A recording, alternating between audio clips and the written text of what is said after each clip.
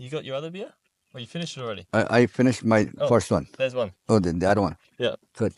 You can probably have one of mine as well. I'm probably not going to need both. No, this could be enough. So You don't want to have too much. no. Yesterday I had over too much. Yesterday? UTS gave me like a big boy shot, you know. Oh, your son? No, UTS, the guy who was strumming the guitar. Yeah. Is that not your son? No, that's okay. just a neighbor. That's, Okay. UTS. Yeah. Nice. Yeah, he had a plastic bottle of rum. And he did it like in minutes. Yeah. Yeah, no, he smashed it. Eh? Is that like common in the village? Yeah, for him, yeah. Okay. It's common, yeah. Like he wanted to satisfy himself right away, like catch a big high or whatever you call it. No? Okay, fair enough. Well, I've got a present for you because you said you have one vice. All right. So I've got all the way from Brazil. A cigar. Cigar. Wow, good. And if you want to, I don't know if you want to have it now. No, I will have it like more later on. Okay, but, perfect. Maybe do you want these ones we tried to smoke and they didn't work. Do you want to have one of these now? Yeah, why not? They're like half smoked or like not even half, like a bit. Yeah, we'll try it out. Wow, cigars. Huh? Yeah, they're not very good. I know. For your health, no. Okay, which one? That's probably the best one. That's good. Keep that. Keep that one for later. Yeah, when we're starting. Exactly, and then you can have that one now.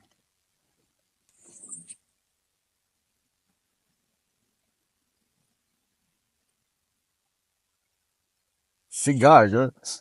These are made in Australia or Brazil? This one's Brazil. I don't think we make cigars in Australia, no. Never been allowed. Yeah? Not that they're not allowed, we just don't make them. Yeah. Cuba is famous for them. Hey. Yeah. Do you mind if I try a bit? I haven't had a cigar in a long time. Properly.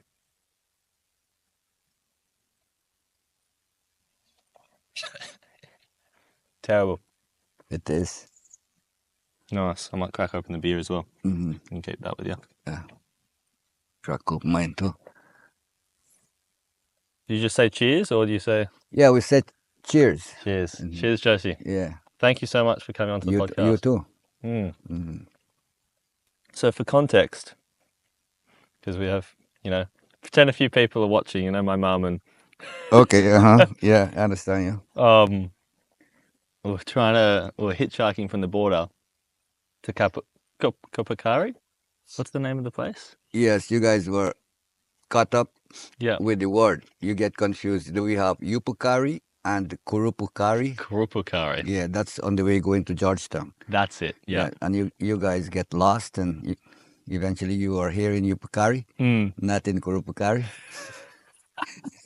And they're very different, I guess I hope you guys are like enjoying it, Absolutely. I think we could not have ended up in a better place. Yeah. Yeah, thank you very much for saying that word. I appreciate it. And Absolutely. You guys are so happy. Like I tell you guys, this is your home, your next home, like especially when you're in a position like this. You're free, relaxing. Man, we feel it. Yeah. Absolutely. Yeah. Getting to know. Do you reckon... Because you've told us a bit about your home, but how would you describe your home and your life in Yupukari, this small village in the middle of Guyana? Well, someone who's outside and doesn't know what happens here. Good. For us here it's betterment right now is what we're looking for, Okay. Betterment, better developments, like especially in water situation, and we try to farm more like foods that are not using fertilizers. We want to grow more cassava, and we mustn't be using foods that coming from Brazil. Okay. That's grown with fertilizers, like the chickens also that they have in the shops are like. So you don't like fertilizers? We don't use them here. We use like the cow manure, we call them here. So that one in the bag is cow manure. So we dig holes and we mix it with the soil. Yep. So that give us good. Is that for health or for? I think it's for health or to feed the plants. Yep. So they look healthy. Okay. Yeah. And fertilizer's not good for that. Well, for us, but oh shit. For us, it's not good because for many years we noticed that things have changed a lot from like 2008, 2006 to now. Okay, how did they change? A lot of food is coming from Brazil, like supermarkets in Latam now open. It start to get like developed, and they call it tongue now.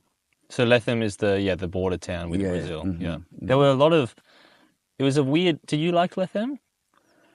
I don't go Latam regularly. Yeah. I go like occasionally when it's necessary need. I go there. Like if I really want something that I need to buy, I would go there. Okay. Because I did not like Lethem at all. Yeah, it's too noisy and Big, and it has these big warehouses full of Chinese goods or Brazilian goods. It was very strange to be in the middle of the savannah in South America, you know, and then suddenly you've got bicycles and cheap clothes and everything being sold. And what? Like, it's crazy. So here is what we want to develop right here at home, you know. Yeah. So I was talking to my two sons. I said, man, the only way we can develop our home is when we work together with a little plan. We plan to do something. If we plan to farm like cassava, we 3 men can make it easier, lighter. Yeah. And you can get more products, you know. Nice. Yeah. Bit of teamwork. Yeah.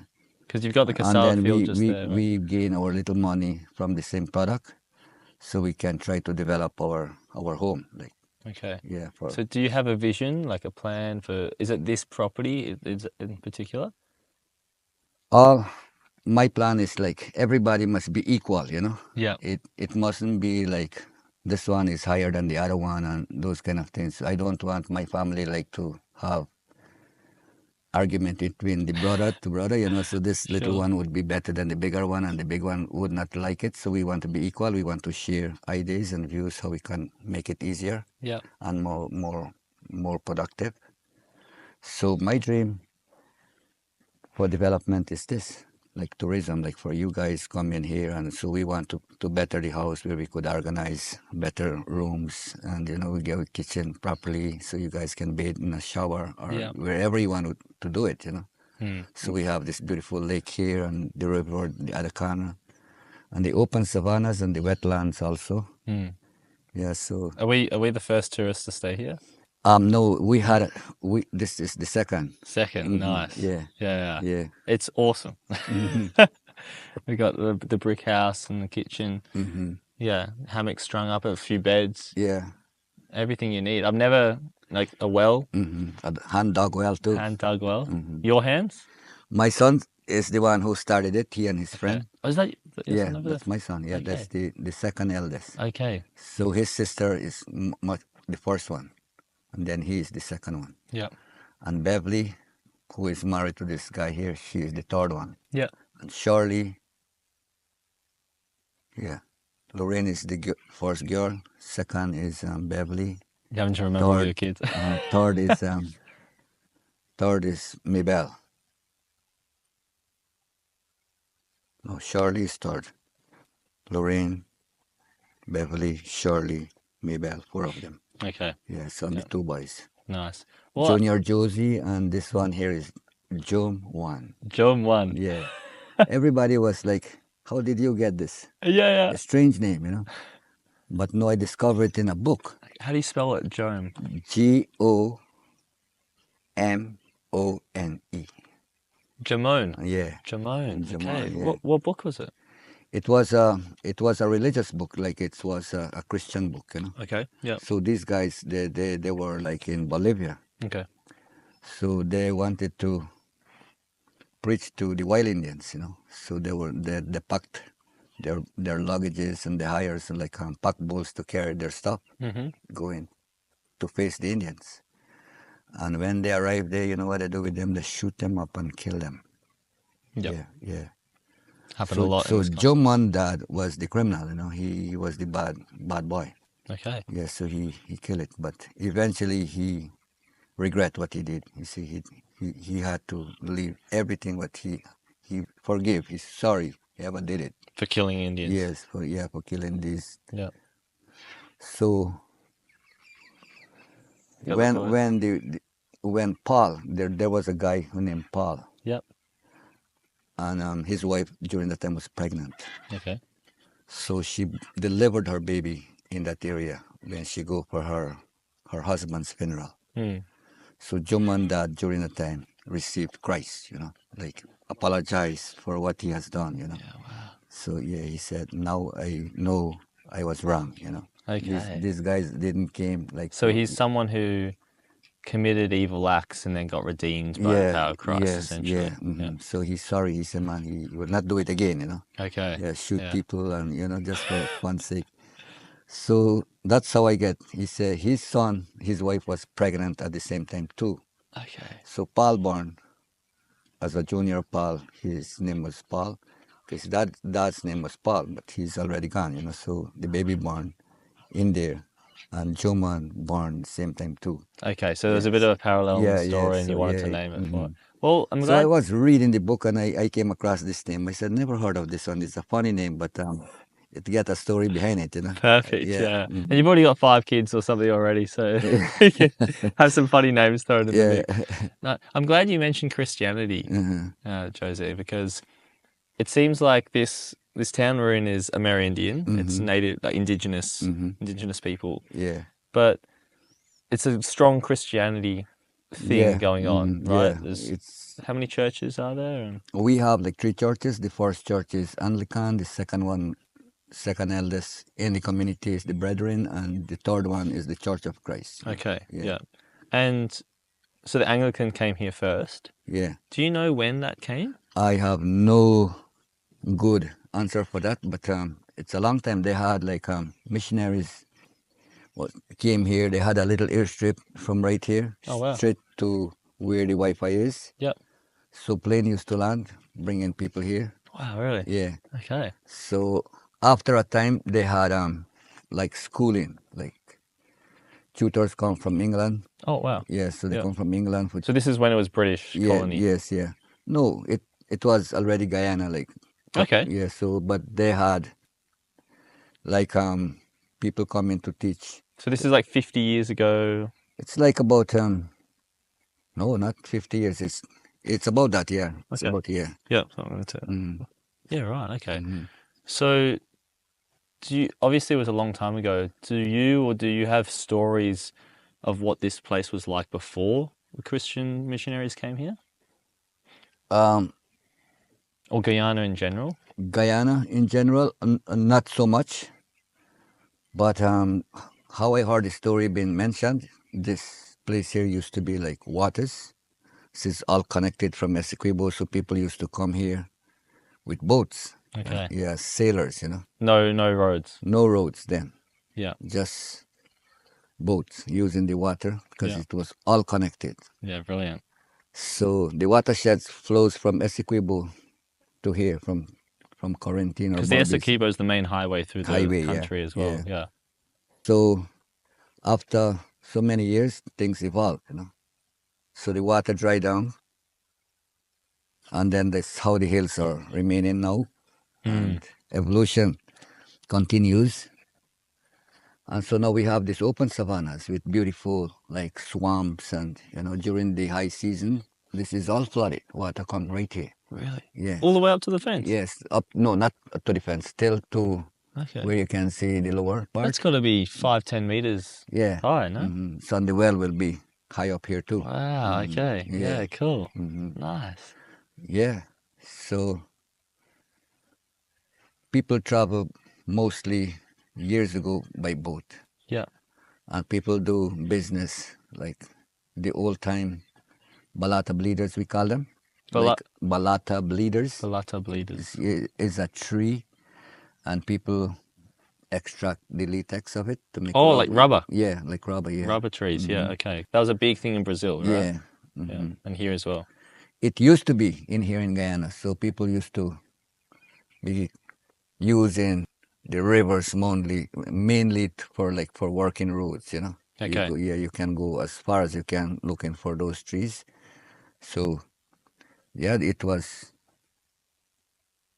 it's nice listening to what we heard from what we heard. We didn't see it, but it was like that. So it's the history. Do people look back and think about those times fondly? Do they kind of, oh, it was better then, or are they?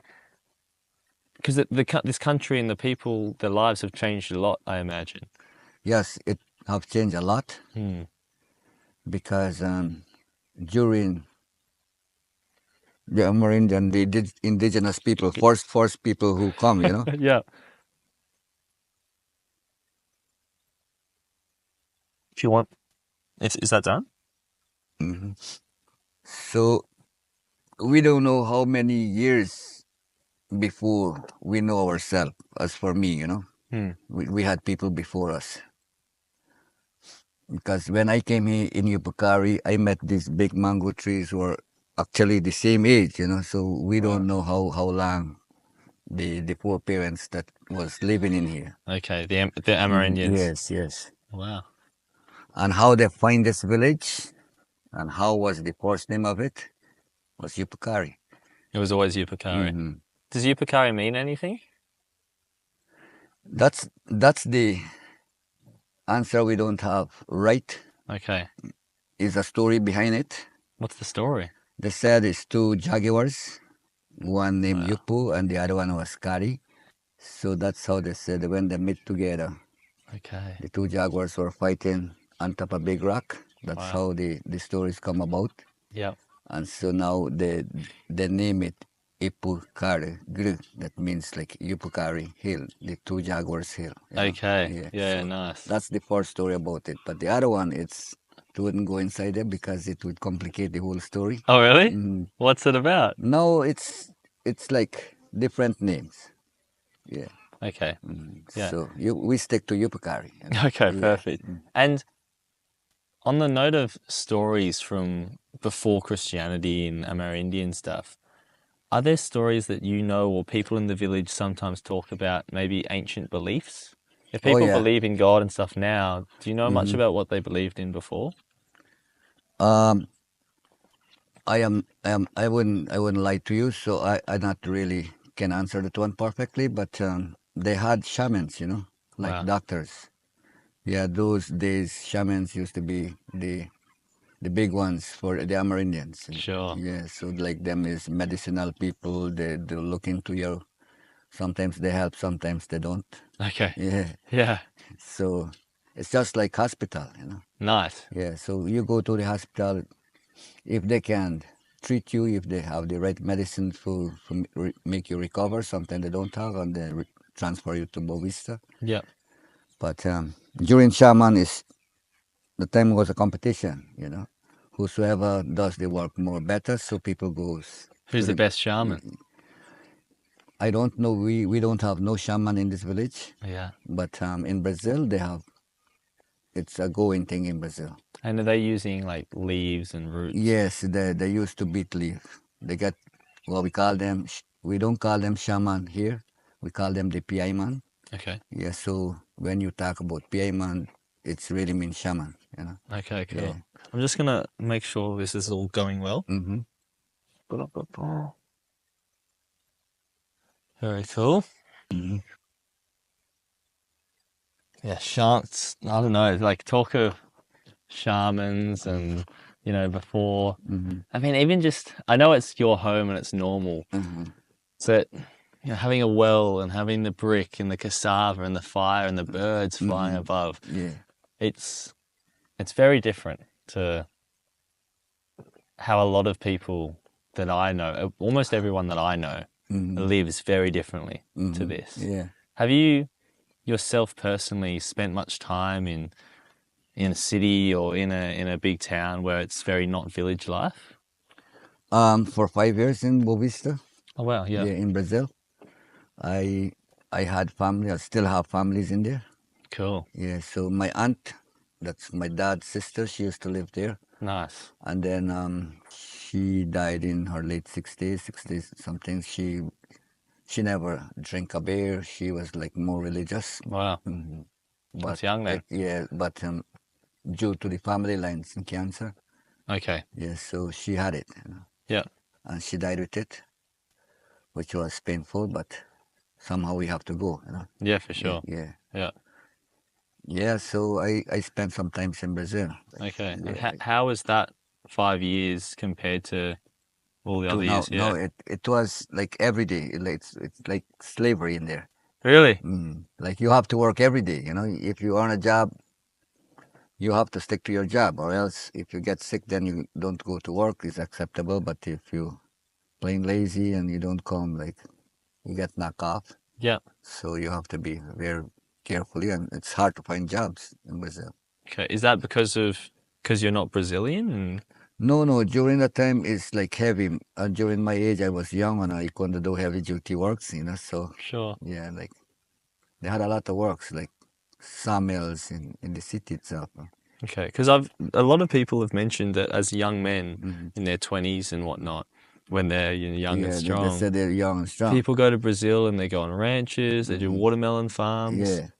Well, is that just because it's easy to earn money, or like? Yeah, because we don't have no jobs in here. Okay. Now the jobs are coming in now, but it's different now. From during my time, we didn't have no kind of job here, nothing at all. So it's just you farm for your own food? Yes, but you can't go out and get a job. No, we can't get a job. Wow. So it was real tough for us during our time, you know. Sure. So to earn money, we have to step across to Brazil, and we work with the ranchers, something. But I never did work a lot with the ranchers, so I work in the city. Yeah. So I used to be there every day. I have to go to work, come back like this time, have a bath. In a sawmill. Yeah. Do you remember how much money that would earn? During that time when I was working, it would be like about, let me see. In Guyanese dollars or reais or?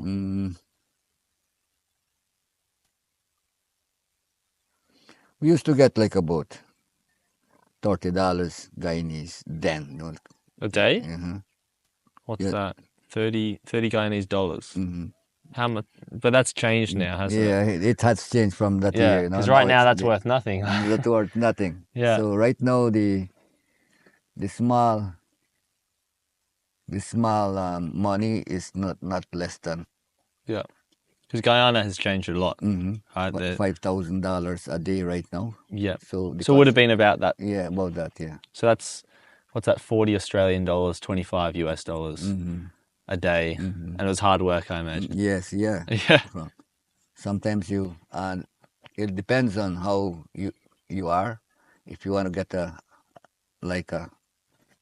hourly pay, like you start like after 6, you start at 7 till to 11. Okay. At night. Okay. So Wow. so when the weekend. Wait, 7 a.m. No, 7 p.m. p.m. to 11 p.m. at night. Okay. So you then half of the night you go and sleep and then come back to work again. So you get paid like double, you know. Oh, okay. Yeah, nice. So I used to do that. Oh, so you work the day and then you also work the night. The night, yeah, from 7 to 11. Okay. Yeah. Jesus. So that it was tough work during that time, but you earn better money when the week comes, you know. Sure. So, yeah. So, yeah, that's what kind of jobs are now coming in Guyana? What kind of jobs are your sons looking to get, for example? Right now I'm trying to like encourage him to go into tourism. Okay, yeah. Learn more about birds and more about animals and, you know, snakes, spiders.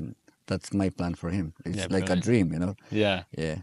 Because that's what you've done, right? Yeah, that's what I have done. So I want to like show him this is how it goes, and you speak to people, be friendly, and you know, if you can't speak loud, you will have to learn to speak a little bit more louder. Yeah. He's very shy. He's very quiet, isn't he? Yeah. So that's how I was before, you know, until I started to get mixed up with people, go up on tourism, touring with people, talking to people. Sometimes I go very close to hear properly. Sometimes. Okay. If I don't understand them, I say, sorry, I can't understand you, you know, so they will have to speak a little bit more slower and, you know, more louder so that I could understand, you know. Nice. And how did you realize that that's what you wanted to do or get into that? Was that just natural? Did you have a dad who was trying to push you towards tourism? No. Since I came in here, I had no job, and how I had to go find Ashley. And Ashley was, during that time, he was now starting to, just like how from scratch So he wanted like friends to go up with him, drag boats and explore places, wild places where people don't really go. Yeah. So that's what we did, and he paid me a little cash. then he encourages me, like, it's, wow, this is how people make money, just walking around showing people other things. You were like, what? Yeah. So then I stick to that, Nice. And I love it. I love nature. So now I'm trying to encourage this young man Brilliant. to do it, yeah. So what kind of skills, because I think there's a lot of people a lot of young men, more increasing amounts of young, especially with the phones, right? Yes, it's so easy to just stay, right? Mm-hmm. And even in Australia, there's a lot of young men who stay inside, stay on computers and whatnot. How would you encourage not just your son, but anyone else, if they're not doing tourism, to go out there and talk to people? Or how did you figure that out? Or how did you also connect with nature and become a good tour guide? What are some things? For the young kids right now, people are earning little money, or their parents must be earning money, and they're buying these phones, and it's I don't know what to do. We were talking, me and my brother-in-law was talking about the same thing. You've seen kids like at 6 sitting on the Wi-Fi. It's not that they're reading the Bible or studying their bookwork, or they're just like shooting and playing games and guns and so on, So they're competing with each other. Who is the best, no? Yeah. So, and I told my brother, I said, this is a big problem in the village. So we talked to the headmaster concerning that. He said, you know what, you have to talk to the school children. If anybody been catch like 6 o'clock and they don't go home and at least help mom do something in the yard, so we'll take away your phones. And are they doing it? Not yet. They're just kind of like trying, I think. Yeah, we were just at the Wi-Fi to send a few messages and download a few, guitar chord songs. And there were some kids next to us, 6 years old, watching the most random videos. I'm like, what are they doing? Like, what? Yeah. It's terrible. It's too terrible telling you this. Yeah, and then David Thomas, how old's David Thomas? 60, 70? Yeah, he's a pensioner now. He is over 65. Yeah, and he was sitting in his hammock reading the Bible the other day. Yeah, he is religious person now after the age. Also, he wasn't religious before. He is Anglican believer, He's an Anglican believer. So he could still drink his rum and get high and then go back to the Bible, forgive himself. So is that why people choose Anglican, not Brethren or Christ the God? Good. Yeah. Some people have that. They are more free for them. They can do what they can do and still go to church and they can be forgiven. Okay. So everybody stick to their own belief here. Nice. Yeah. It's a bit of a free libertarian society. Yeah. Yeah. I would love to. I mean, we're going all over the place, which is great. Mm-hmm. What kind of memory? Because you didn't grow up in Yupukari, did you? No, I didn't grow up in Yupukari. No. What? So, sorry. Go. Mm-hmm. Just what kind of? Again, all of this probably just to you sounds like, yeah, this is just how it is and what everyone does. Mm-hmm. But again, for me and my friends and family, your life and the lives of most people in Yupukari is so different, right? Yeah. In some senses, very well human, right? But what do you remember of growing up in the village environment? What does that look like? Are you going to school? You don't have phones, Christianity, things are changing? During my time, during my schooling days, it was like serious because we didn't have like free books you have to buy. The only free thing that we started our schooling with was slate, Whoa. Yeah, slates, the little sure, like a chartboard, you got to write them. Okay. And then if the teacher gave you one day spelling, you have to hold this spelling that word over and over till you learn them. Next morning the teacher is going to put it and erase out everything from your slate and try if you learn anything. So it's real hard. Sure. But now it came up now after slates come to books. So you can write now, so you can revise even though if you don't write it properly, but you could know your own handwriting. Because my handwriting is real ugly, so if I write, you can't read my handwriting. Yeah. So, but anyway, it started off good. People started to learn, and some of the Amerindians started to become teachers after a hard work at school. So now we have like Amerindian health workers now, Amerindian teachers now, from all the hard work that we tried with, Yeah, nice, because that would have been hard, I imagine, if so much of the teachers, so many of the medical workers are stuck in Georgetown on the coast. Was it almost like there's a bit of divide between Amerindians in the interior? In the villages? It's just divided now. Wherever you are from, they bring you back. Yeah.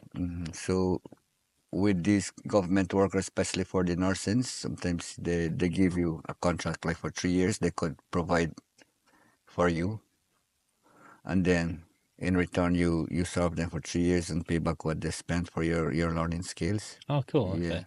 So you get to go for free. Yeah. But you pay it back by going to the village. Yeah, we have a few doctors now from our area here, but not from our village as yet. We have nurse now. We have like 2 nurses now from our village, and the rest they went to Cuba to become doctors. Wow. Yeah.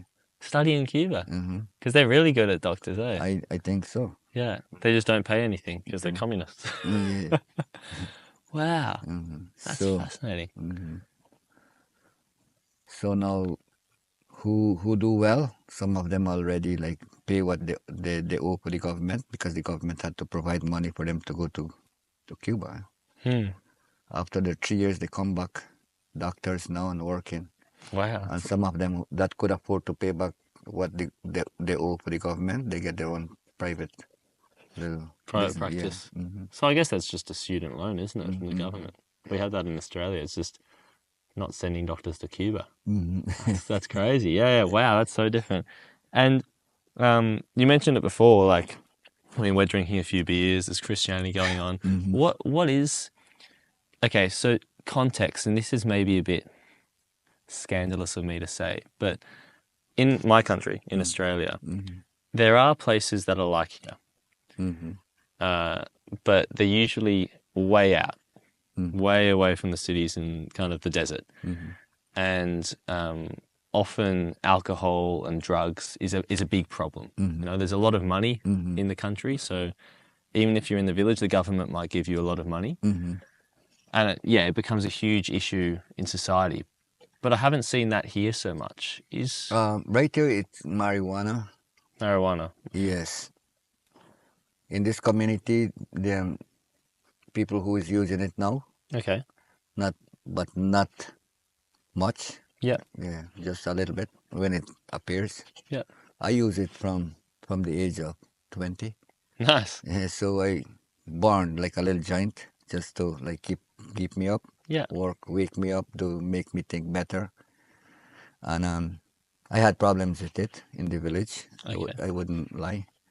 What kind of problems? No, like people said that I doing it, and which I wouldn't lie, Okay, so they were trying to say it was a bad thing that you were doing. Yes, I was the one like who planting it, and Okay. And dealing with people. Yeah. Well, during my young age, I was like a little hard-ears guy, I would say. I do my own thing. I say, man, I have to go on my way, or you don't trouble me, So I'm not troubling you, you don't trouble me. Okay. But anyway, the village council come up, so I can't. I passed them. They pulled me up. I went. I say yes, but I am done with that, Okay. Yes, right.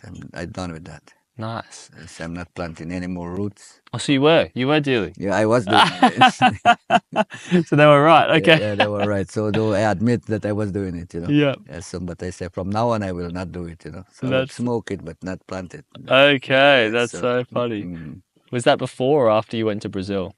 It's after when I went to Brazil. You're like, I don't want to go back to Brazil and work. I want to make money. Exactly. I'm going to get some mosquito repellent and a light. Okay. Do you want another beer? Or It's okay here for now. I will light the cigar and then I'm... Okay, perfect. Give me 1 minute. Yeah. I don't know how much that's going to help me against mozzies. Yeah, wow, okay. Weed is the big thing. Yeah, in the villages... It's still a problem. We are not allowed to overdo it. Okay, so you're allowed a little bit, but not a lot? Not a lot. What is that? It's still against the law. Okay, in but Guyana? It's still against the law. Yeah. Is it seen as a a bad thing, or is it seen as like it's just the law, but no one really cares? For the young guys right now, they prefer the weed because they don't like get drunk like when you drink a bottle of alcohol and you lie down the road, and those kind of things happens a lot here. Yeah. And cause more accident. Oh, crash. Yeah. So they prefer the weed. Yeah, so you smoke, you catch a little high, a couple, then you're doing your normal job. Nobody's bothering you. So, but you have to focus on what you're doing too. So yeah, yeah, no, it makes sense. Yeah, it's nice to hear that though, because a lot of, again, places back home, even in America as well, where it's a bit less developed. Weed is just this. I mean, weed is like low, like it's like crazy drugs, bad drugs, like heroin and heroin and beyond. You know what I mean? And then what do you call it? Mushrooms and mushrooms is kind of different. Mushrooms like the shamans. Okay. See strange things. Yeah. Have you done mushrooms? I never did. No. But I heard people who did it. Okay. Yeah. Curious? Yeah, sound curious. Yeah. Let's go to the jungle. Yeah. Do you guys have like, I guess if the shamans aren't here anymore, you might not know, but were there like shaman plants? I know further down south in the Amazon in Brazil, there's ayahuasca and yeah, they do have like old time beliefs that they have trees that they use certain, like for example, the caymans would use like Iowa Bali leaves that they say they bring the evil spirit or take away the evil spirit. That's what they use. Okay, cool. So, and then they use a lot of tobaccos. Yep. That's what the shaman do. Yeah. Okay. So so like they drink the tobacco juice and catch a high, and and the magic styles, and we say, me and Ashley see, we say mambo jumbo, Mambo jumbo. Oh, yeah, that's how we know it now, Okay. Yeah. Tobacco juice. That's mad, eh? Yeah. Wow, toxic. Well, so that's what they do. Yep. Yeah, wow, okay. So when they get high, they see all those fancy things that they think is right or wrong, So they guess, to me, like, PMs are like doctor. They ask you questions, how are you feeling, and these things before they do their mambo jumbo. Yeah. So you are right. So they said you can eat this, you can eat that. So you have to stick to what they say. So some food would be like allergic, so that's what they take you off from.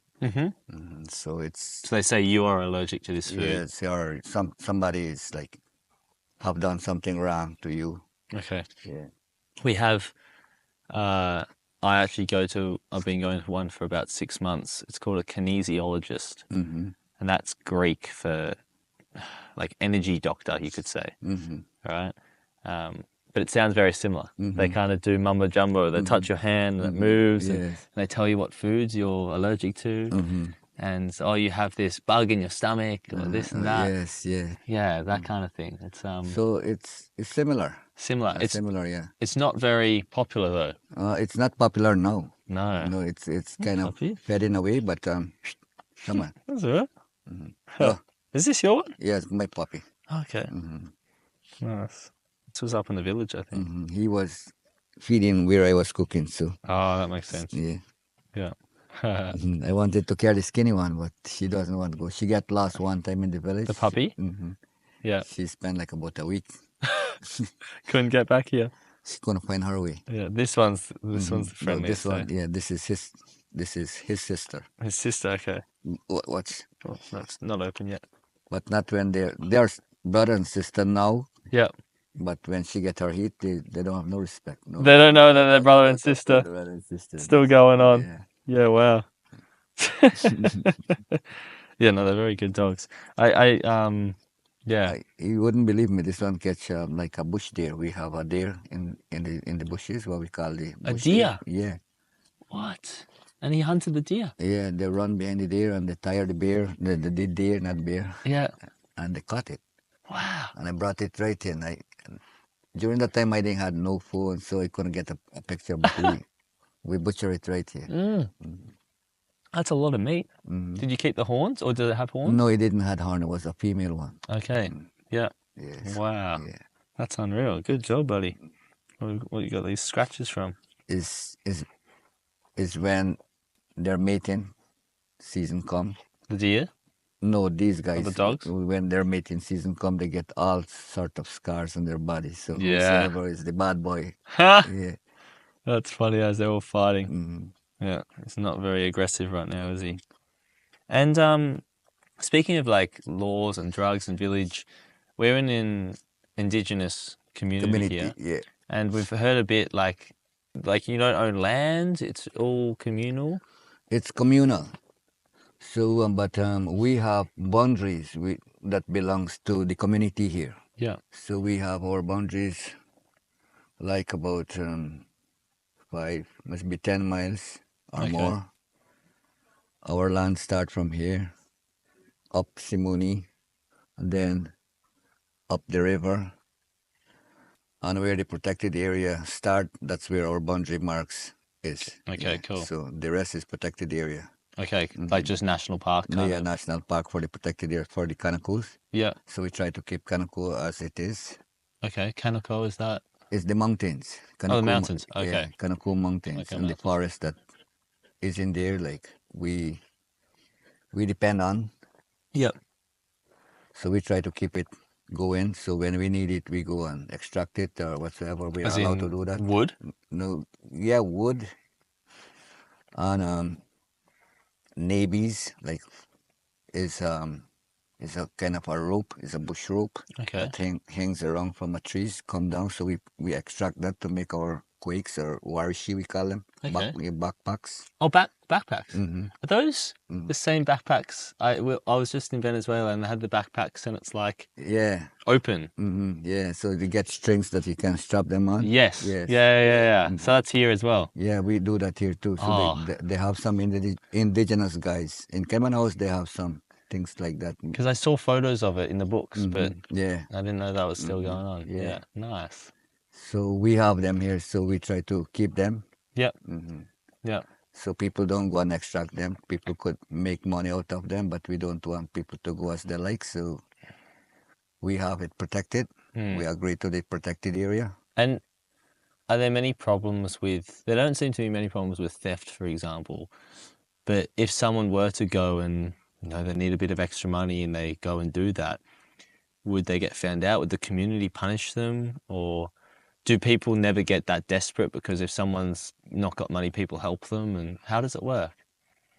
Come again by the money side? As in, so like in the city, for example, if you, for whatever reason, haven't got a lot of money and are struggling to pay for food, you might be pushed towards stealing things or going to the mountains and cutting the, Yeah.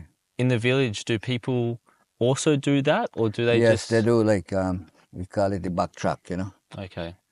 People do that. You would go and extract woods, and if you have been caught doing that, you will be advised for the first time. Okay.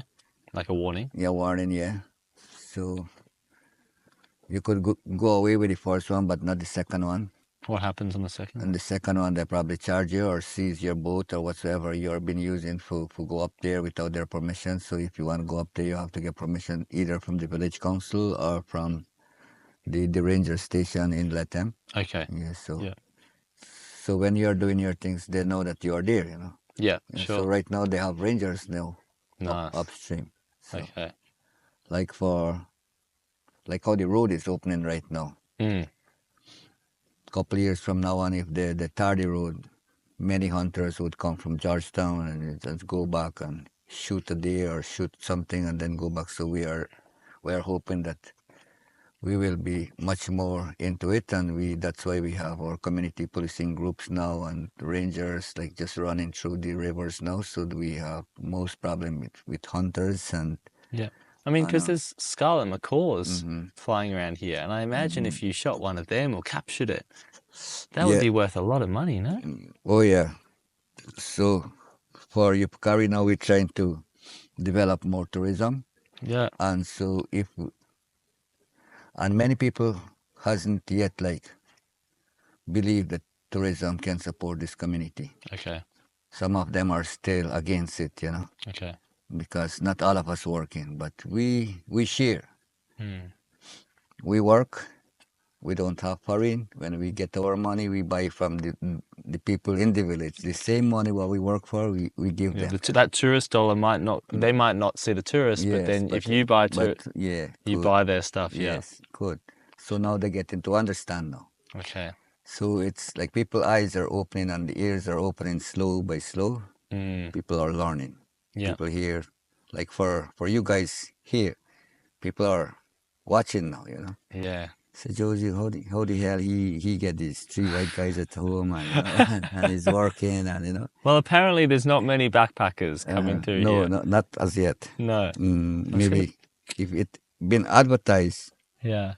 we still have to make like a little trails where you can walk. Yeah. And then a little Honestly, I tarpaulin. think if people realize that you could come to this village and get an authentic experience and see bloody scarlet macaws, like 10 of them in a tree right above your head, and you can speak English to the locals, everyone will be coming here. Exactly. That's what we are looking for. Yeah. Yeah. So we're trying to like plant more trees. Like for example, the fruits that the macaws are eating. So we're trying to plant more. Yeah. Trying to bring the birds on a season. So when you want to see scarlet macaws, you come this month. So you'll see them. You know. Sure. Yeah. So that's how. But the weather is like a little complicated now. It's unpredictable. You know. Okay. So come this month, it will be like that sometimes. When I say that time, the water is high. So Yeah. so So is it changing and more unpredictable than it was in the past? yes, of course it is. We were saying like that, you know, sometimes. So rainy season begins at May. Sometimes it start earlier, like April, you know, Okay. and then cut short. Yeah. Yeah. Yeah, right. I'm just going to check the phone. Maybe we'll move to the house so we can see. All right. All right, we've moved inside. Cool. It's getting eaten alive by mosquitoes I as know well. that. The boys went fishing and took the mosquito repellent. They did. And so the Indigenous law lands and kind of communal keeping everything, you know, right and proper and a bit of, you know, warnings and punishments. Is that, I don't know if you know the legal codes, but I imagine there are some laws from Georgetown, like Guyana laws, but there's also Indigenous laws. Yes, it is. Well, the laws that the village carry, they solve it here in the community with the village council and the to show and the counselors if you do something bad and they catch you red-handed doing it, they would pull you up in the village office and you and your wife, or if it's your kid have done it, you involved, you know. Okay. Why they do it or why you allow it happens like that, you know. And also they'll talk to the dad and say, why did you let the kid Yes, do it? Yeah. or you know, if somebody broke and enter somebody's house and stole something, which happens in this community, and they have now the village councils pull you up, and then they have the community policing groups now here in the community, so them too will come to an agreement. Okay, if you broke and enter, you know how much is the charges you have to pay. Okay. Or if you don't want to pay, you go. We call it police right now, and then. So if you can't handle it in the village, then they'll put like the police would go. They'll go to the Guyanese police. Yeah. So Okay. when it's go over to the hands of the police, that's the government dealing there now. So you go to court, they get all the money, Yeah. sort you out and find out what is your situation, if you have families out, you know, all those kind of things. Sure. So you don't want to do that. No, you don't want to. Yeah. As for me, I don't want to involve myself in those kind of things, you know. If it's just this little smoking, the bad habit that I have, that's good enough, not more than that, you know. Okay. Yeah, so. Yeah. Do a lot of people, or does the village in general have a strange maybe relationship with Guyana and the government because they are Indigenous and they do, in a sense, own their own land and they have their own laws? How is it to then have this government body kind of hanging over you as the... It's again for the schooling system is where the government's involved in the community. You know, the schools is like free schooling through the government, and then that's where they started educating people, and more government properties are coming into the village, like schools and health centers and so. That's good. Right? That's good.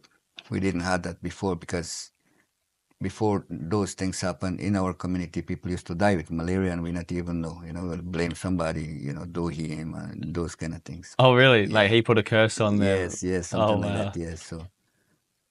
So now it's different now. It's more like you can, when you're feeling sick, you go to the health center, you prick your finger, then diagnose right in the community in couple hours or seconds, or not seconds, like minutes. That'd be good. So you know that you have malaria or not malaria. Sometimes you get dengue, but they don't do dengue here. Okay. So you go to let them do that. No? Sure. But enough things has changed since I know myself living in Yupukari. Yeah. Is that the main changes that have happened? Those ones, infrastructural changes, of health centers and free schooling. Yeah, that's how I see the development start right there. And from there now people start seeing changes. People joining clinic, and people don't. Some of the women now don't want to get pregnant. They go join clinic, and those kind of things start. To get like abortions. Yes, yeah. Okay. So now it's different.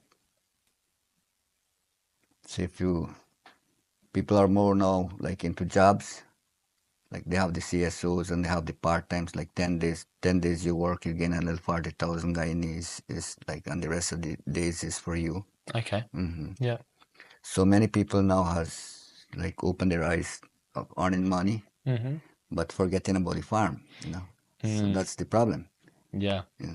So I know what's going on. So I just want to stick around, earn money, and then go back into my business. Yeah, because you're working hard. You have a job. Yeah. But you're also very concerned with the farm. Yeah, with saving the farm. up cows. Yes, yeah. How have you? Is that common, or are you a bit? It's common from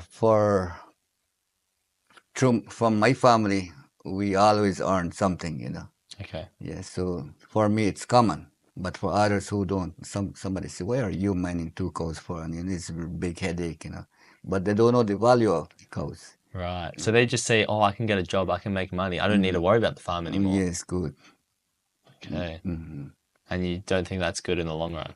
It's not good in the long run. Sometimes, you don't get your pay the exact day when you think you will get it. You have to wait next 2 days or a week, those kind of things. But if you have a little farm, it's a backup. Yeah. It's rather than you buying from the shops, you're getting and you're saving money. Yeah. From your little home foods. So are there people in Yupukari already that don't have farms and just buy all their food from the shops? Yes, they are. Wow. Due to the big sun that we had last year, some of the cassava sticks died. Okay. And some of us. Very dry season. Okay. Yes, you could see how many die here. Yeah. So now I'm replanting them back. So the ones that saved their life with the little rain that they had a few days ago, make them looking a little green. Nice. The cassava sticks. Yes, yeah. Yeah.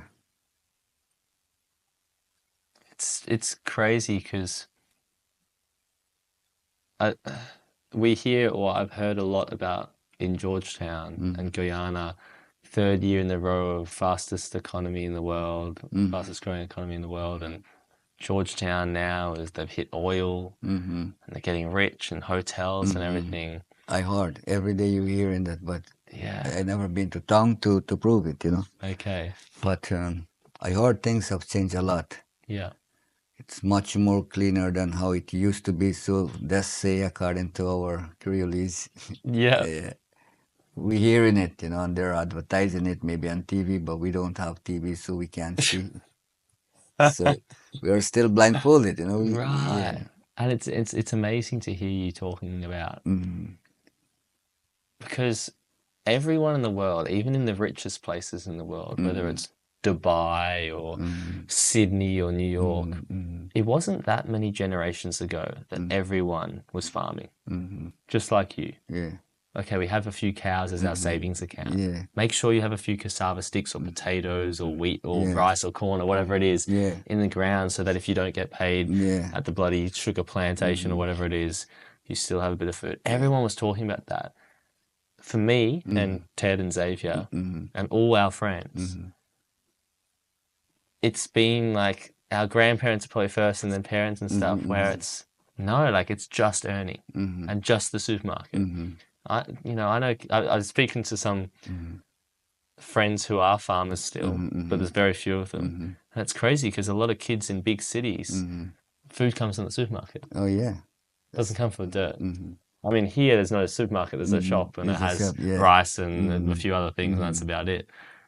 But it's really interesting to just think about and talk about and live. Yeah. Do you think that the way of the world in the big cities in Guyana and overseas, but also in the village, people getting jobs now, do you feel like the farming way of life and the village way of life is getting a bit left behind? The lifestyle, it is like left in behind, like what we used to do, some things are dying away. Like people plant cottons and make hammocks, and now they are not. They're buying like mattresses now and Brazilian hammocks. Okay. You can see it's disappearing slowly. Yeah. So Cayman House is one of the leading tourism in the community, I could say. Like encourages things to come back, Okay. Yeah, so encourages the old ways. Yes, yeah. Still get it going. So when tourists come, they must see hand-woven fan or sifter like these, or matapi. This is what we call the matapi. So you were explaining before, but what exactly, and I'll play on the camera at the end to this, what exactly is this? This thing here is a squeezer, like is to extract the juice, the poison from the cassava, what we call the cassava water, which is poison from the cassava. Yeah. So when the juice, it carry like a poison in it. Okay.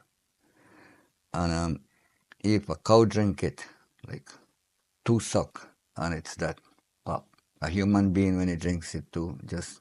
So if you eat a cassava out of the ground, you die? The bitter one. Huh. We have 2 types of cassava. We have the sweet cassava, which you can extract from the ground and eat, boil it and eat it, or roast it, whatever. But the bitter ones, you don't mess around with them. Really? Yeah, so you have to know your cassava sticks. So, yeah. So if you think that somebody send you for sweet cassava, yeah, you got sweet cassava just at the end, and you don't know the sweet cassava, sometimes you pull the bitter one, you're in problem. So you will be vomiting and, Wow. So cassava is something that you need to know very carefully. Yeah. They have the white roots one, which is for the bread, and the yellow ones is for the farine. So because I've eaten cassava, and it's just, I think it's cassava, yuca they call it in Brazil. Is it the same thing? Yeah. And you just have it, but it's still the vegetable. It's not powder, it's not flour.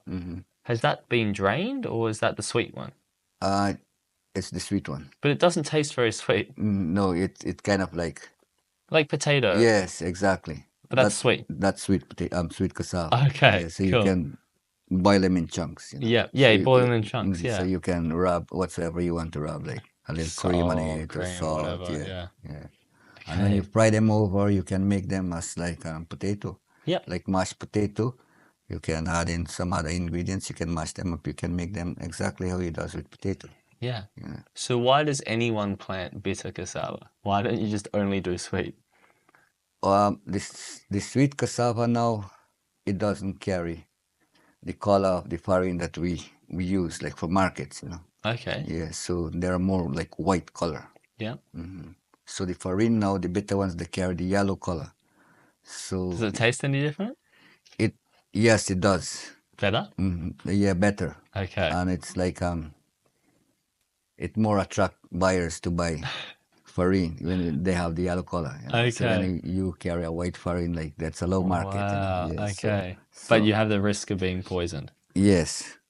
All is extracted already. They do it with this here. Once they squeeze out everything, they sifter it into that with that one there, and pass it in this pan here. Camera, just a second. So we got the squeeze at the top, and then the pan, and then the big thing there. Yeah, that's what we call the sifter, parin sifter. Nice.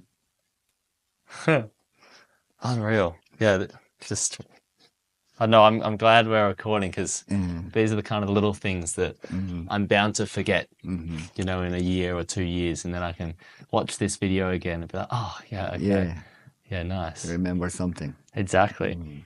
Yeah, I don't even know what like. Oh yeah, so I mean, maybe a bit of your personal life. I don't know how much you like to talk about your own story, but you're a kid in another village. You went to Brazil. Yeah. What brought you back to here from Brazil? Well, for growing up in my village, I am a Wapishana speaking. Which one? Wapishana. That's a language? Yeah, it's a language. Okay, Wapishana. So we are Wapishana tribes. I grew up in Patarno village. Which is that north, south, east? South central. Okay.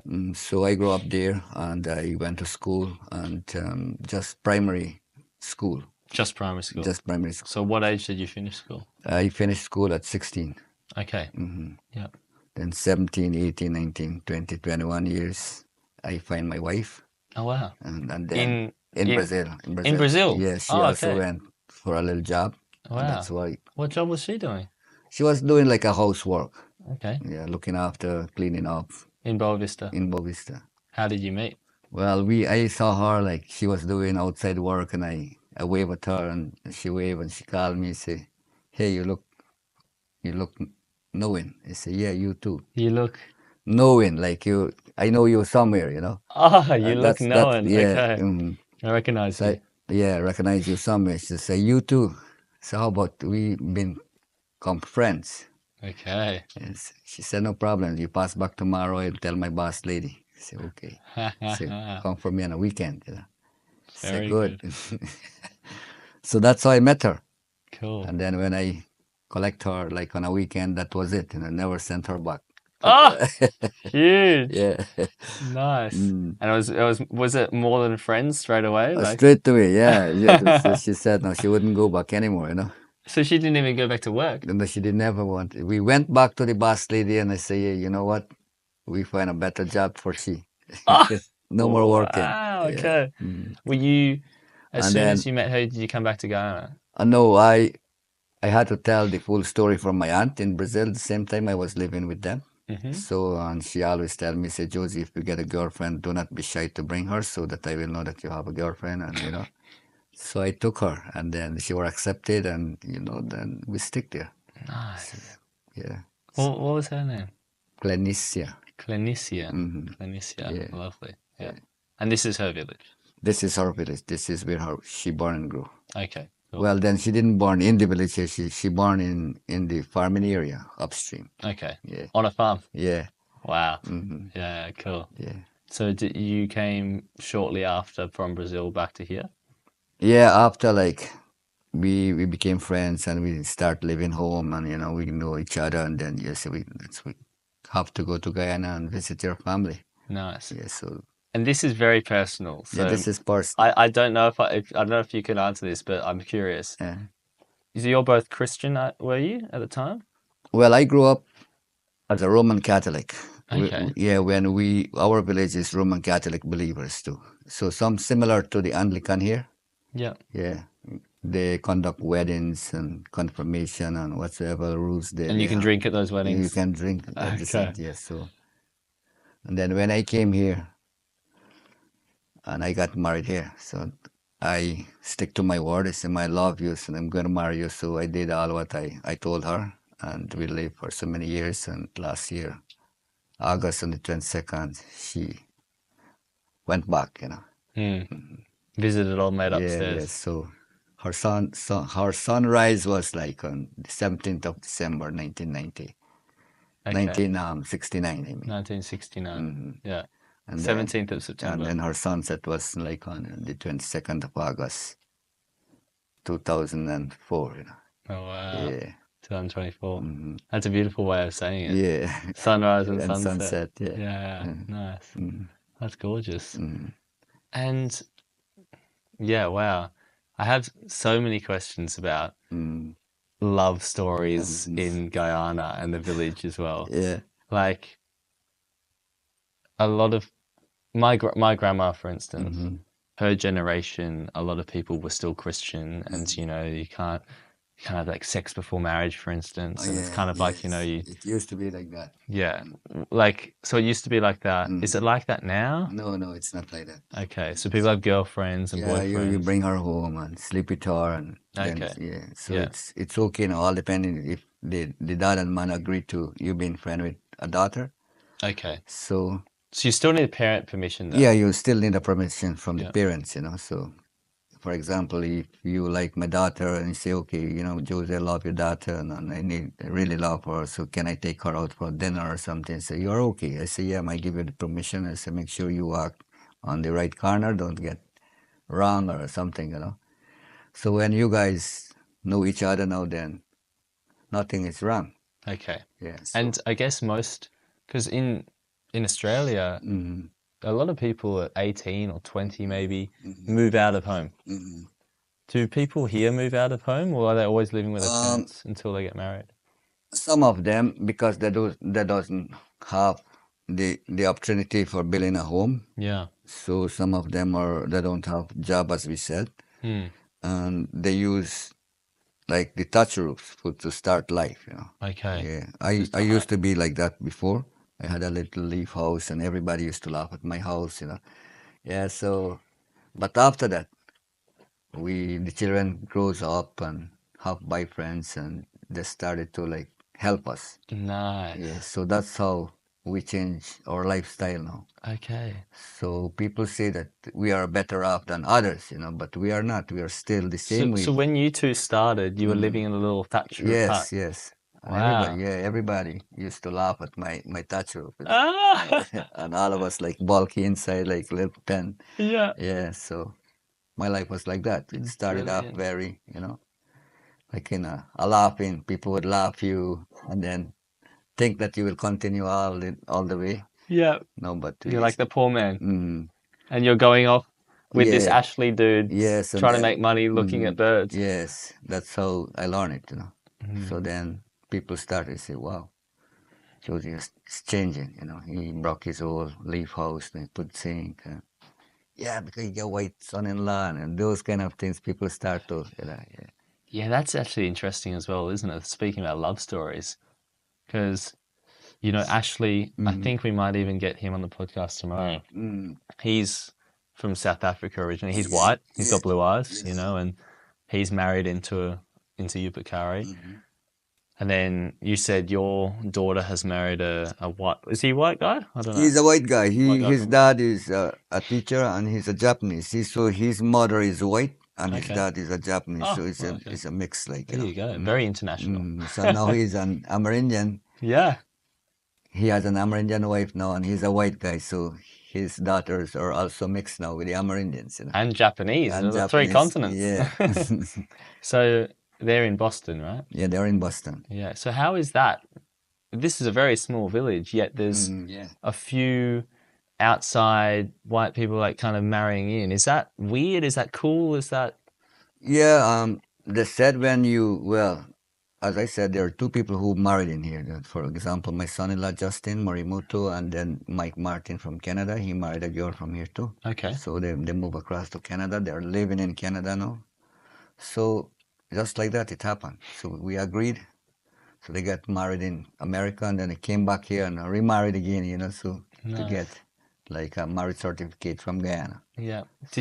As the dad of your daughter, was the daughter here living in your house when that was happening? Yeah, it was in my house. What was that like? Like having this white guy come and one of your daughters? No, when these guys came in here, they used to be in Cayman House. He came in here as a student, He was still going to school, so they were brought here like on a holidays.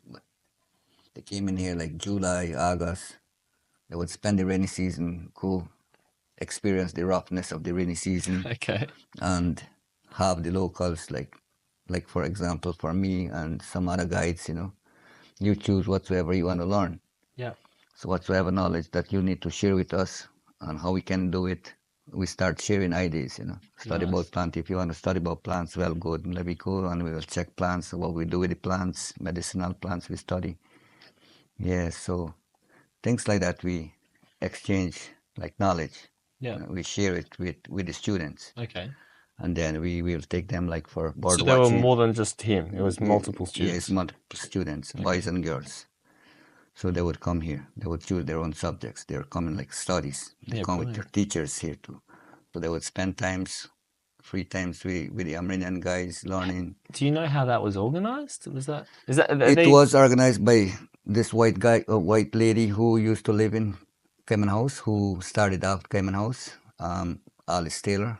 Okay. Yeah, she was the founder of Cayman House, and her husband then, but they're divorced now. Okay. So he was into the Black Cayman research, mark and recapture. So he did that, and she didn't want it to waste her time, so she created like a library, a public library in there. Just there, yeah. Yeah. So that's how it started out. Okay, brilliant. And how old was Justin, your son-in-law, when he came? Can't even remember, but he have 3 daughters now. Like 20-ish? Or? Yeah, it's about that year. Yeah. So, like, when he came here, as you said before, when he came here to ask your daughter out for dinner. Yes, and she used to work in the library then, so she had more access with the computer, chat with him, and he sent in messages, and she would come here and reason her mom, and this is what the guy says, so he will come back. So he came for 1 or 2 months, they were chatting, but then he went back and they were talking online. Yeah. Okay. So that's how they get to know each other, Right. Then when he came here, spent some time, he make her pregnant right in Guyana, the first child born in Guyana.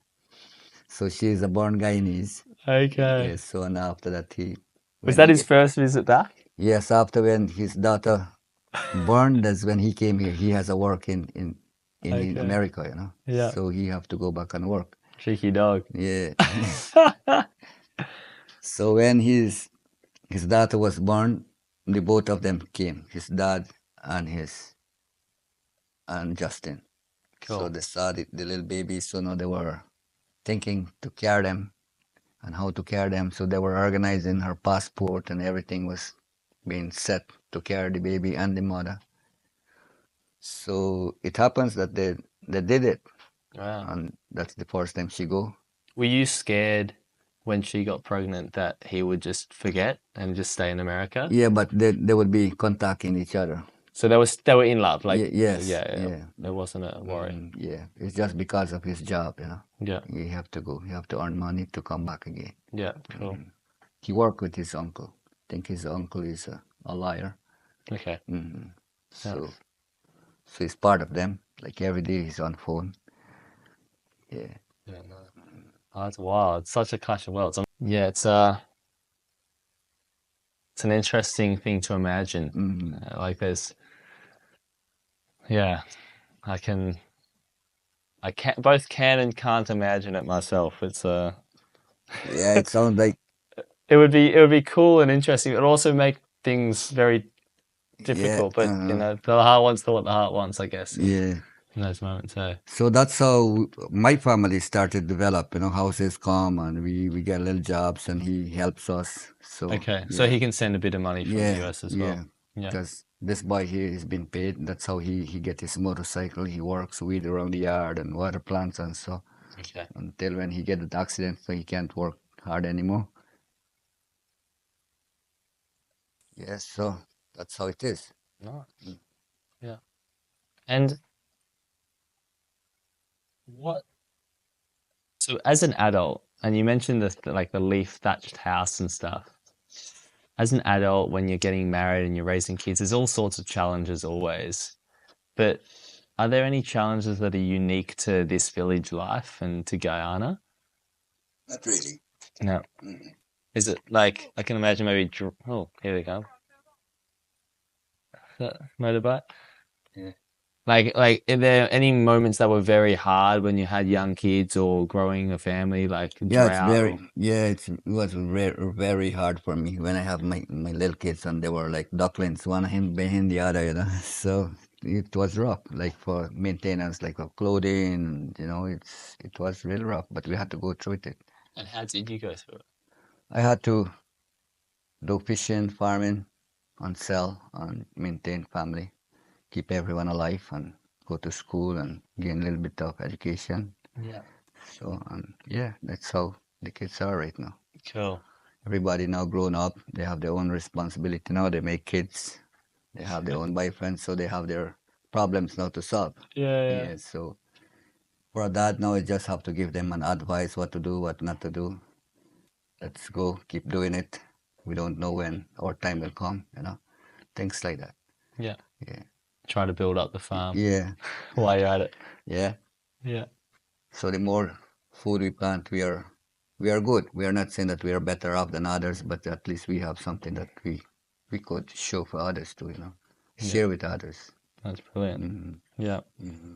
And I had like a few, I guess, more like Mm-hmm. random philosophical question as well. Mm-hmm.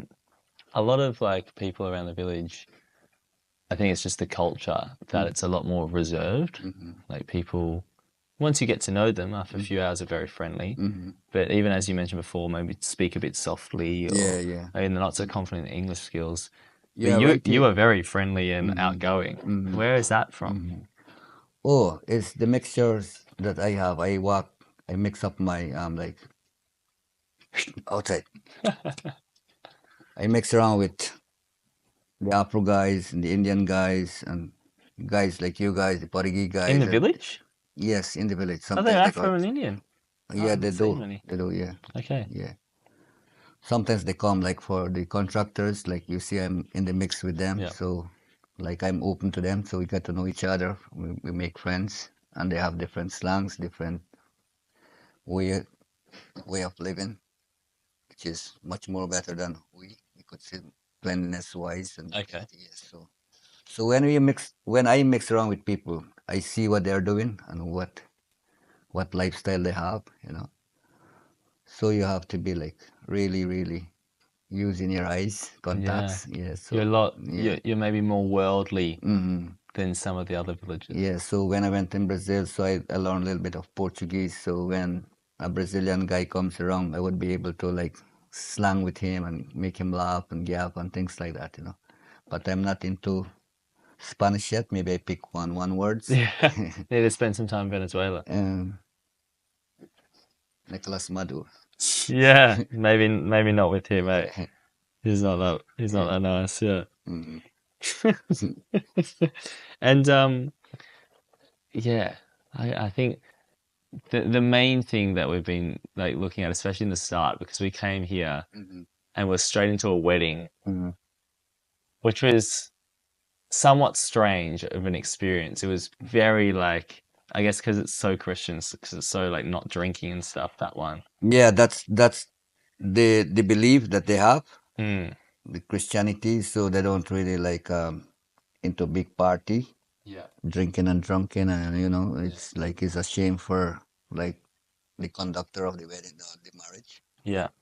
Sometimes the man get drunk and beat his wife or get jealous when someone pull her to dance. It's enjoyment. In the wedding, they beat their wife. It can happen for Amerindians, so yeah. Okay. Yeah, sometimes the woman who again, it happens with alcohol. When if it's alcohol is spreading around, people music playing and nice music come and you feel like dancing, you go and pull the wedding girl and it was your ex-girlfriend from many years ago. Who knows? So things like that could happen.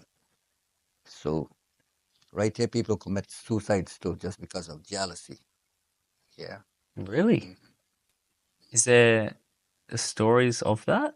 Yeah, in here, yeah, it happens. What? Yeah, it do happen. No Jealousy. names, but what kind of thing happens? Like, They hang themselves, like commit suicide and tie a little piece of rope, jealousy and just fling and break your neck and that's it. because their girl Or friend, danced with the next. or been giving you like a blow, what we would say, having relationship with others and people. Right. Yeah, things happens. Yeah. A lot of things happens. I think I had this thought yesterday because in the middle of the day, it seems like there's not much to do here, right? Yes. We're just kind of, it's so hot and yeah. just playing a bit of guitar and eating food. And it's very easy, I think, to say like this life is a simple life. Yeah, this is a simple life. But in some sense, it's just as complex and complicated as any life, I think.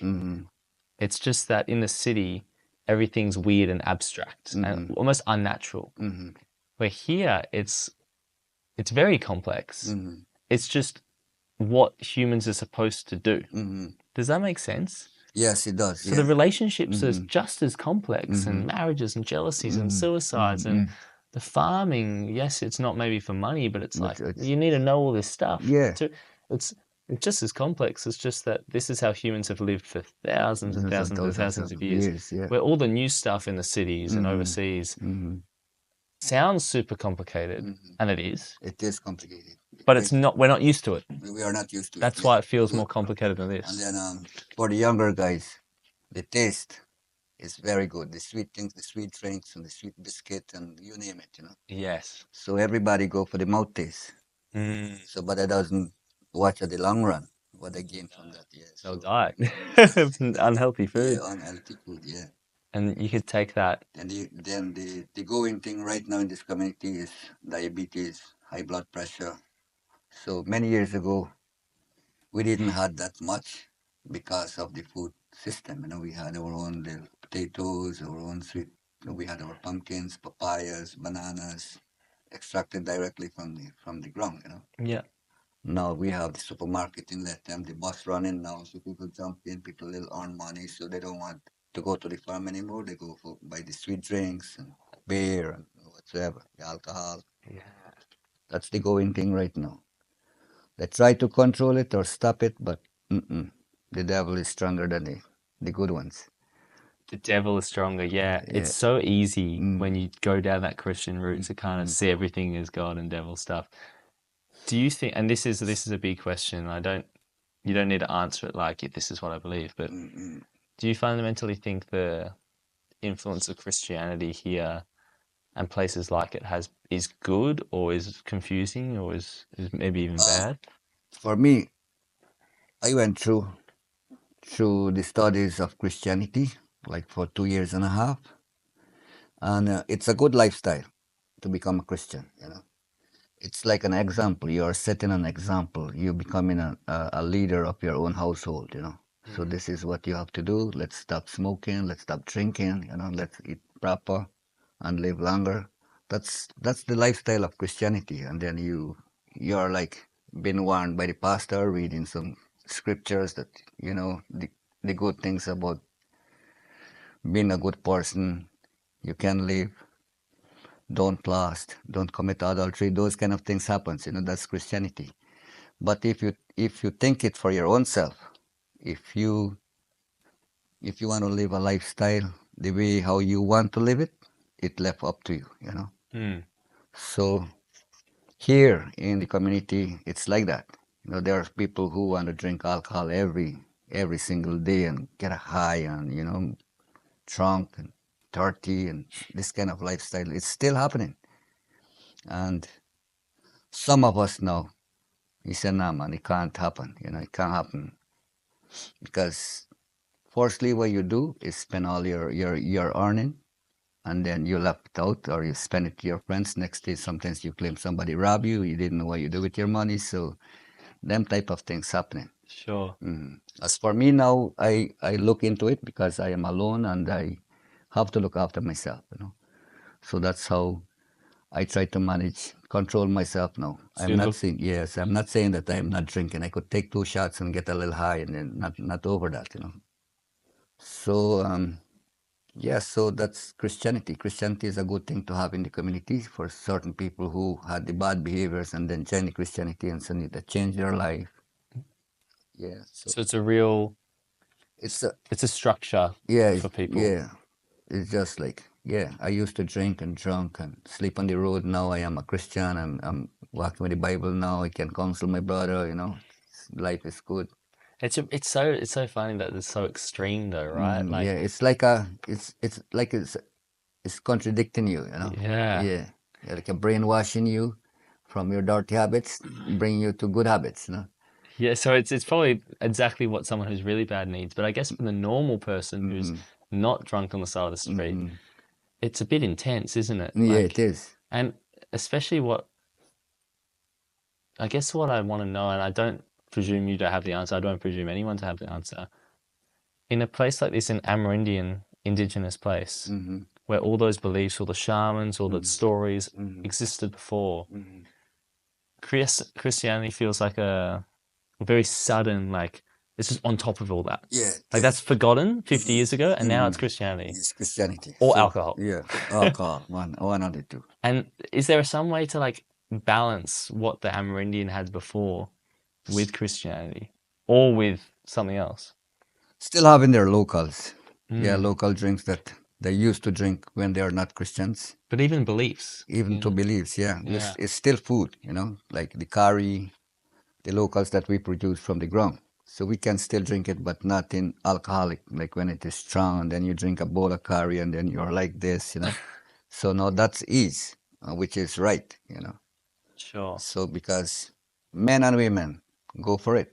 Like if we celebrate a wedding or celebrate a birthday, we make a lot of local drinks, like with curry, for example, par curry extracted from the cassavas. Okay, so curry is It's a local cassava drink. Yeah. Okay, yeah. So if we want to make it happy, as we said, but it's not going to be happy. Everybody's going to be drunk and dancing and talking all sort of Attacking nonsense. and jealous and yeah. So sometimes fight happens. yeah. So that's what some of us call enjoyment, which is not, you know.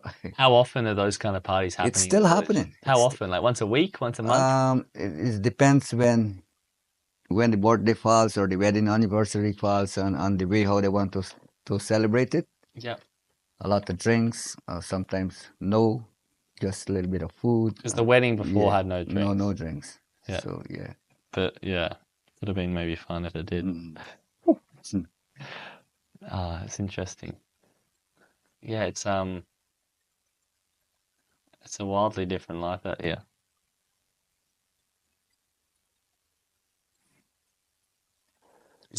Is there anything else that comes to your mind about Yupukari, about Guyana, about your own story? For my story, I've seen a lot of changes in Yupukari since I am here. You know, for let's say 30 years ago, Yupukari wasn't like this. It was more like wild, I could say. A lot of leaf houses, which is thatch houses. Yeah, wow. And a lot more fishes and a lot more wildlife. Okay. But now there's a lot of wildlife. So yes, for you guys, you would still see a lot of things here, but for us, like some of the things are disappearing. You know, like for deers and jaguars, they are here, but they are very, very rare to see. They choose a certain time that they would line when we are sleeping. They are walking around. So to see those wildlife, or we are with them, is only walking around, like what we are doing here. You know? Yeah. So we choose like about hour and a half walk. So sometimes by luck we meet an anteater, sometimes we see a sloth or something. So they are here, but very hard to see. So we would not lie. So we go there tomorrow, we see this. No, they're wild, you know. So we live with them. We see trucks, so we know they are here.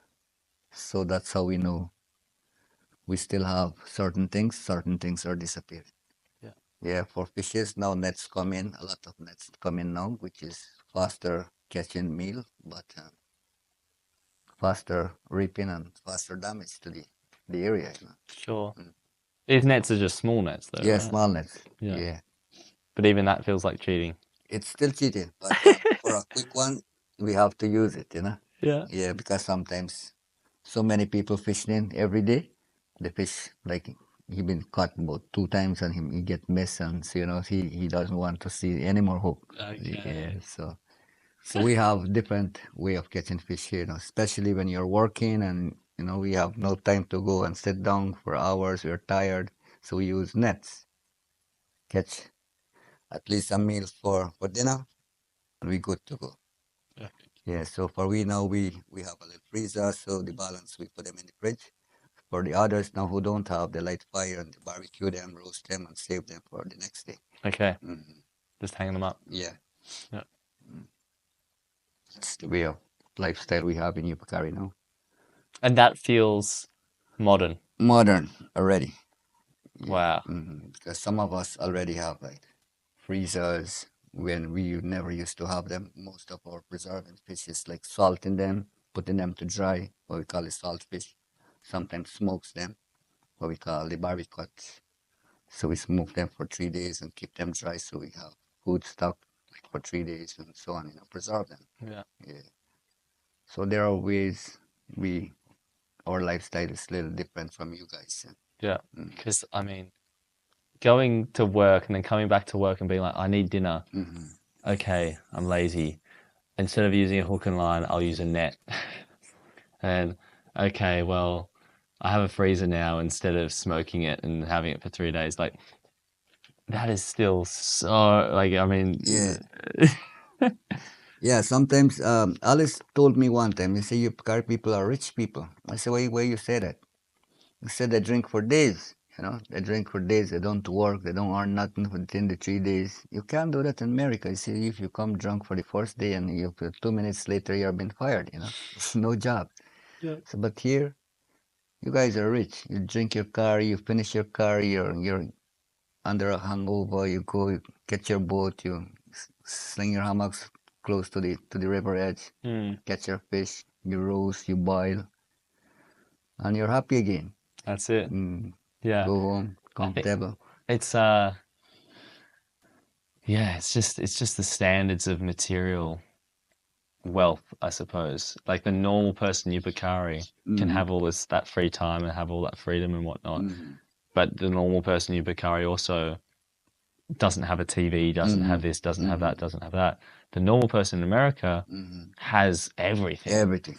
But they don't have time. And they don't have the ability to get drunk for a few days. But if you, in America, are happy with just having no TV and all that stuff, then you can have a lot of freedom. Yeah. I think that's the trick. But it's hard because not everyone else is doing it. I was been asked from a guest years ago. So what do you guys do during the rainy season when there's not much time where you can go to your farms and, do things in the wet season? He said, boy, let me tell you the truth and let me don't lie to you. So during rainy season time, some of us gather for firewoods. We would light fire and when the place is real chilly, we'd gather some fire coals and put it under our hammock just for warm way up. Then we call our wife and we make babies. Nothing to watch it, Yeah. Yeah. So that's all we have. That's our fun. It's just sex. Which is, just make babies during the rainy season. And he laughed, Yeah. That's natural, I guess, isn't it? It is natural. But then again, as a dad, you have to know what you're doing, not just doing it and then it's a pleasure for you, but then it's a lot of work for you then to maintain them. You pay for that pleasure. Yeah, you have to sweat. By the sweat of thy brow, you shall eat bread, Come the dry season and you're out on the farm and you're doing this, and you're like, oh shit, why did I? Oh. Yeah, I realize it and I know what's life about in the village. It's hard when you don't have a job or when you don't have a cow or nothing at all. Yeah. You're just on your own way of living. Just catch fish, boil, eat, sleep. If you're on your own. Yeah. Yeah. Be lonely. Yeah, lonely. Yeah. You need to get. That's why I'm with my kids. Yeah. Because you were even describing that a bit with your wife passing. Yeah. Was it like voices or ghosts or?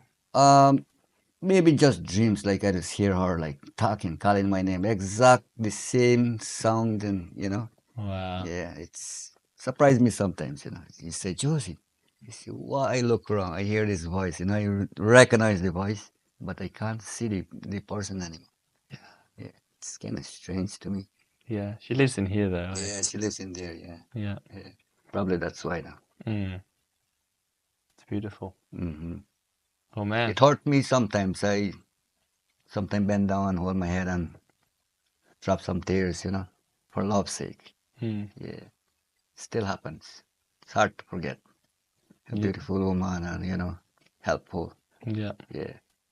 I don't think forgetting. Yeah, it's good to remember. Oh yeah, the kids still have her photographs, and most of her photographs are still in here. So she's still alive for me, Absolutely. Yeah. Yeah. Our kids represent her. Yeah. The grandkids too. Yeah. One of our, so Zeb said. Yeah. there was actually a fourth friend who died a year or two ago. And I always think like someone who dies it kind of lives in the people they affected, right? So your wife affected you a lot, affected her kids, affected everyone in the village. Yeah, yeah. So it's almost like she's alive in those people. Yeah. That's what I like to think about, at least. Yeah, that's true. Yeah. Yeah. Cool. Things to remember, huh? Exactly. When you die, you'll be alive in me in a little bit. You'll be alive in him a lot. When you hear Icon, you say, wow, I know this guy here, you know? Exactly. Yeah. Yeah, that's how I mix myself. Like, for example, now me and you is talking and, you know, this device is going with you. Exactly. And then sometimes you see me on a Facebook or on a YouTube. I say, I know this guy here. Exactly. Yeah. So we all just affect each other, and then we have our sunrise, and then we have our sunset, and yeah, it happens. Good. Well, man, I have no questions. But I've probably could sit here all night, but we probably will. But yeah, thank you so much. Yeah, you too. Nice hearing your Josie. questions. Yeah, I hope some of them make sense. absolutely. Yeah, cool. Yeah. We'll probably take a while to post, but I'll send you the link when it's ready. Good. Yeah. No worries. Cool. Thank you very much. Now we can drink the beer.